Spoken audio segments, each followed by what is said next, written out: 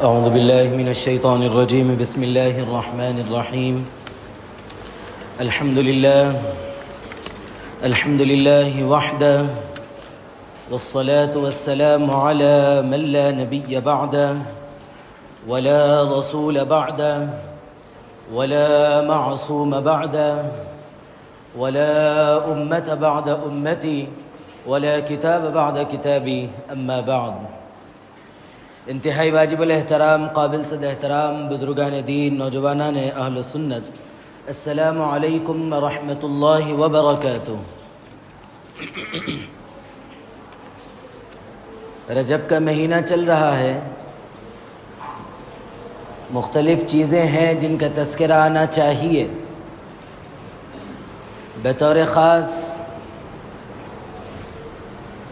اللہ کے نبی علیہ الصلاۃ والسلام کے معراج کا سفر، اور دوسرا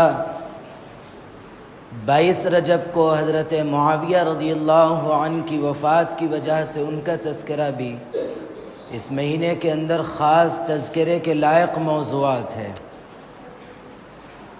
سب سے پہلے ایک چیز یہ ہے کہ ایک سوال یہ اٹھتا ہے کہ حضرات صحابہ اکرام رضوان اللہ تعالی علیہ مجمعین پر انگلیاں کیوں اٹھتی ہے؟ کوئی شخص اٹھ کھڑا ہوتا ہے اور حضرت ابو بکر رضی اللہ عنہ کو کچھ کہہ دیتا ہے کہ حضرت ابو بکر رضی اللہ عنہ نے حضرت فاطمہ رضی اللہ عنہ کو حق نہ دیا کہہ دیتا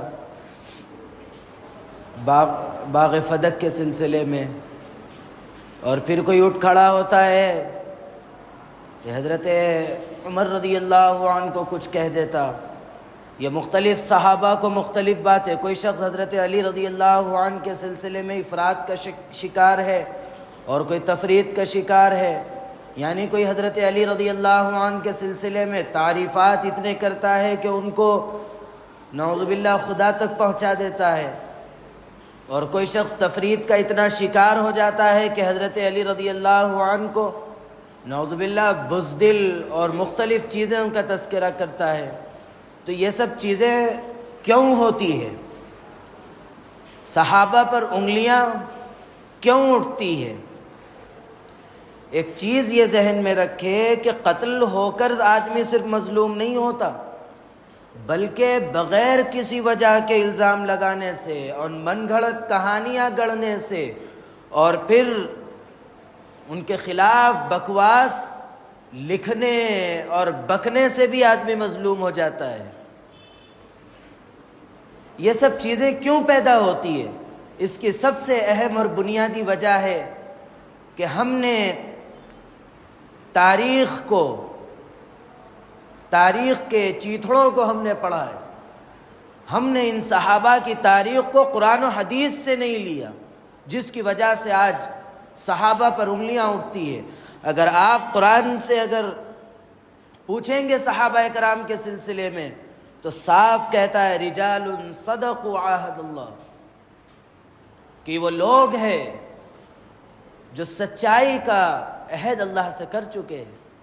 اولئک کتب فی قلوبہم الایمان، حضرات صحابہ اکرام کے بارے میں قرآن کہتا ہے کہ یہ وہ لوگ ہیں جن کے دلوں میں ایمان راسخ ہو گیا ہے، دلوں میں بیٹھ گیا ہے۔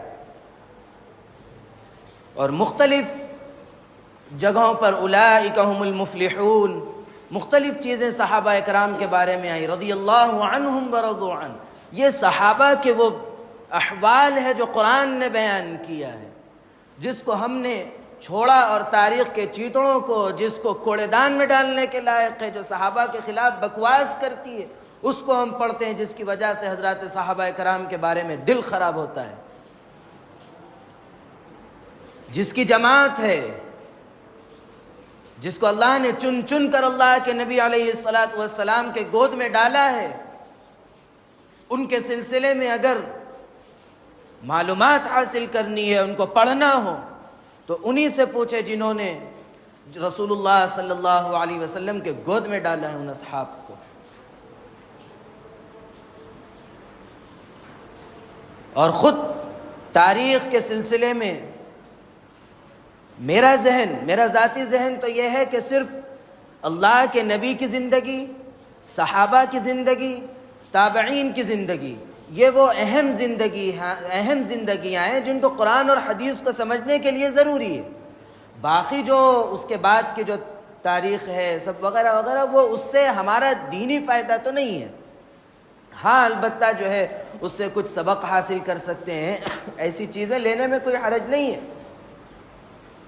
خیر بہرحال رجب کی مناسبت سے حضرت معاویہ رضی اللہ عنہ کا تذکرہ ہونا ہے۔ کیا آپ جانتے ہیں کہ جناب نبی کریم علیہ الصلاۃ سے حضرت معاویہ رضی اللہ عنہ کی کتنی رشتہ داریاں ہیں؟ حضرت معاویہ رضی اللہ عنہ کی ایک پہلی رشتہ داری تو جناب نبی کریم علیہ الصلاۃ سے یہ ہے کہ حضرت معاویہ رضی اللہ عنہ کی بہن ام حبیبہ جناب نبی کریم علیہ الصلاۃ کی بیوی ہے، اور دوسری رشتہ داری جو حضرت معاویہ رضی اللہ عنہ کی جناب نبی کریم علیہ الصلاۃ سے ہے، حضرت عثمان کے جو لڑکے تھے، یعنی جو حضرت رقیہ رضی اللہ عنہا کے بطن سے پیدا ہوئے، جو جناب نبی کریم علیہ الصلاۃ کے نواسے ہیں، حضرت عبداللہ ابن عثمان، ان کا نکاح حضرت معاویہ رضی اللہ عنہ کی بیٹی رملہ بنت معاویہ سے ہوا۔ تو رسول اللہ کے یہ حضرت معاویہ رضی اللہ عنہ کے بیٹے نواسے داماد ہوئے۔ اور پھر تیسری رشتہ داری جو جناب نبی کریم علیہ الصلاۃ سے ہے کہ حضرت میمونہ جو جناب نبی کریم علیہ الصلاۃ کی زوجہ محترمہ ہیں، ان کی ایک بہن قریبۃ الصغریٰ جو حضرت معاویہ رضی اللہ عنہ کی بیوی ہے۔ گویا جناب نبی کریم علیہ الصلاۃ اور حضرت معاویہ رضی اللہ عنہ ہم زلف تھے، یعنی ساڑو کا رشتہ تھا۔ اور اسی طرح یہی ایک بہن حضرت ابوبکر کے نکاح میں گئی، حضرت میمونہ کی، اور ایک بہن حضرت جعفر طیار رضی اللہ عنہ کے نکاح میں گئی، اور ایک بہن حضرت حضرت علی رضی اللہ عنہ کے نکاح میں گئی۔ گویا اللہ کے نبی علیہ الصلاۃ حضرت ابوبکر، حضرت علی، حضرت معاویہ، ان کا آپس میں ساڑو والا رشتہ بھی تھا۔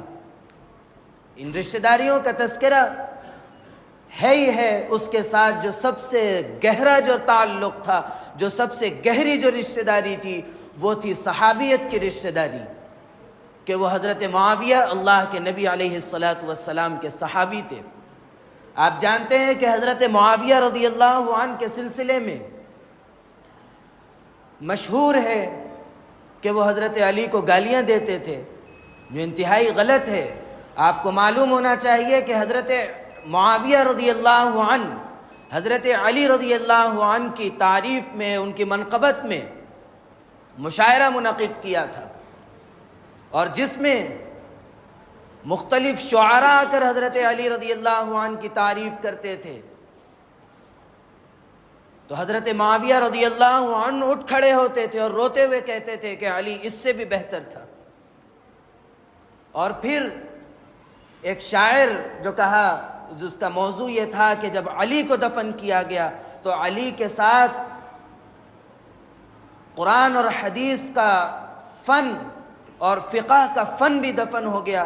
تو حضرت معاویہ رضی اللہ عنہ اٹھ کھڑے ہوئے اور کہا کہ تو نے اتنی اچھی بات کہی جس کی وجہ سے آج میں تجھ کو 70,000 روپیہ انعام دیتا ہوں۔ یہ حضرت معاویہ کی اور حضرت علی رضی اللہ عنہ کی آپسی محبتیں تھیں۔ آپ جانتے ہیں کہ امام احمد بن حنبل رحمۃ اللہ علیہ نے کہا کہ میرے ایک استاد شام کی بستی میں گئے اور انہوں نے دیکھا کہ ایک شخص خچر پر سوار ہے جس کا کرتا آگے اور پیچھے سے پھٹا ہوا ہے، وہ امیر شام ہے، وہ امیر معاویہ رضی اللہ عنہ تھے۔ یہ تواضع انکساری کی وہ مثال حضرت معاویہ نے قائم کی۔ اور پھر اتنا ہی نہیں، آگے بڑھ کر یہ بھی سنیے کہ پیران پیر عبد القادر جیلانی رحمۃ اللہ علیہ نے لکھا ہے کہ گر در رہ گزر معاویہ نشینم و گرد اسپ معاویہ برمن افتد نجات می شناسم، کہ اگر میں راستے میں بیٹھا ہوا ہوں اور حضرت معاویہ رضی اللہ عنہ کی سواری گزرے اور اس سواری کے پیر کی دھول میرے چہرے پر آ کے لگ جائے تو میں یہ سمجھتا ہوں کہ میری نجات کا ذریعہ بن گیا۔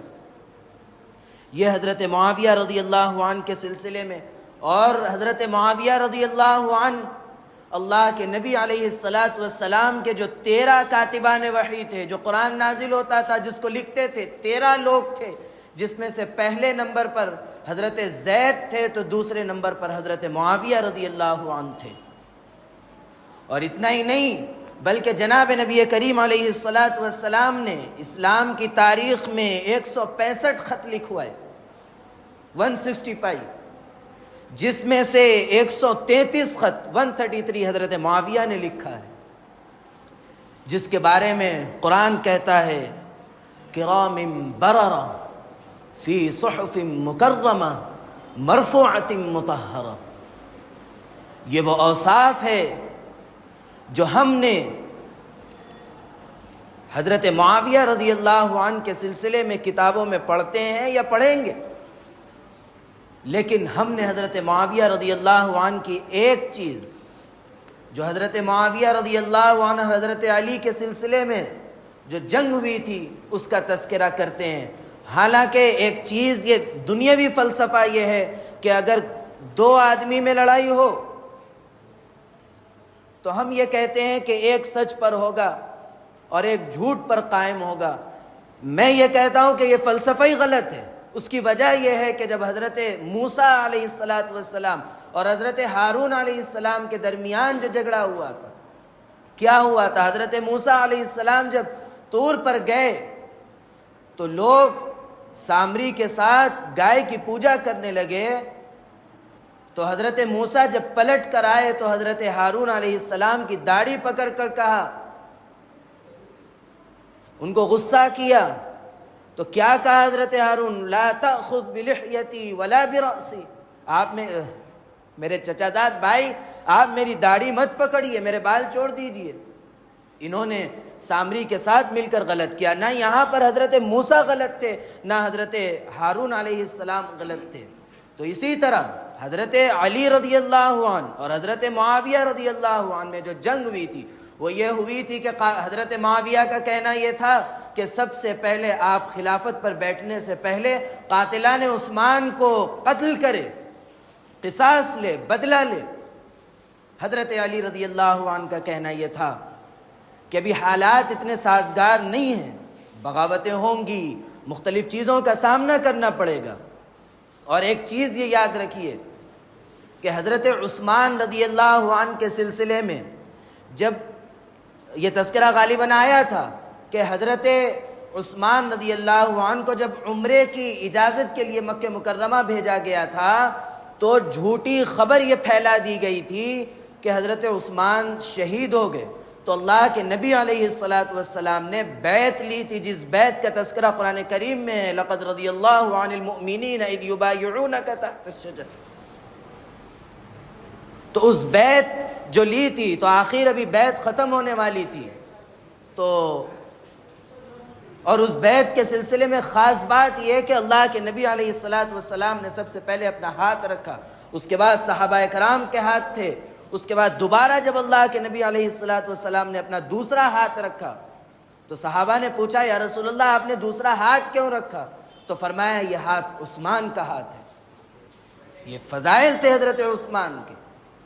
تو اس وقت بیعت کے اواخر میں یہ اطلاع پہنچی کہ یہ خبر غلط ہے اور حضرت عثمان زندہ ہے، تو اللہ کے نبی علیہ السلام نے فرمایا کہ اس بیعت کو باقی رکھو۔ اسی وجہ سے حضرات صحابہ کرام کی وہ جماعت جو حضرت عثمان کے قاتلوں سے بدلہ لینا چاہتی تھی، اس میں سے وہ افراد بھی تھے جو اس وقت جناب نبی کریم علیہ السلام کے ہاتھ پر بیعت کر چکے تھے قاتلان عثمان کے بدلے کے سلسلے میں۔ تو اسی لیے ایک چھوٹی سی چیز کا تذکرہ کر کے تاریخ کے ان ناپاک اوراق کو پڑھ کر کسی صحابی پر انگلی اٹھانا انتہائی غلط ہے۔ اگر کوئی شخص اٹھاتا ہے، کوئی ایک لفظ بھی صحابہ کو بڑھ کے کہتا ہے، تو اللہ کی سنت یہ ہے کہ اس سے بڑھ کر اس کو کہا جائے۔ خیر، اللہ رب العزت ہم سب کو صحابہ کرام رضوان اللہ تعالی علیہم اجمعین سے محبت، عقیدت، اور آپ جس طرح حضرات صحابہ نے اللہ کے نبی علیہ الصلاۃ والسلام سے محبت کا اظہار فرمایا بلکہ کر کے بتایا، ہم سب کو توفیق عمل نصیب فرمائیں۔ اور اسی طرح 10 فروری بروز جمعہ بعد نماز مغرب املی بند، جامع مسجد املی بند میں شب معراج و اصلاح معاشرہ کے عنوان سے جلسہ منعقد کیا گیا، جس میں مولانا جعفر پاشا صاحب کا خطاب ہوگا۔ شرکت کی درخواست کی گئی۔ اللہ رب العزت میرے کہنے کو اور آپ کے سننے کو بے انتہا قبول و مقبول فرمائے۔ اللہ رب العزت کہنے، سننے، لکھنے، پڑھنے سے زیادہ عمل کی توفیق عطا فرمائے۔ عمل کی باتوں پر عمل کرنے، بچنے کی باتوں سے بچنے، اور عقیدے کی باتوں پر عقیدہ رکھنے کی توفیق عطا فرمائے۔ آمین۔ وآخر دعوانا ان الحمد للہ رب العالمین۔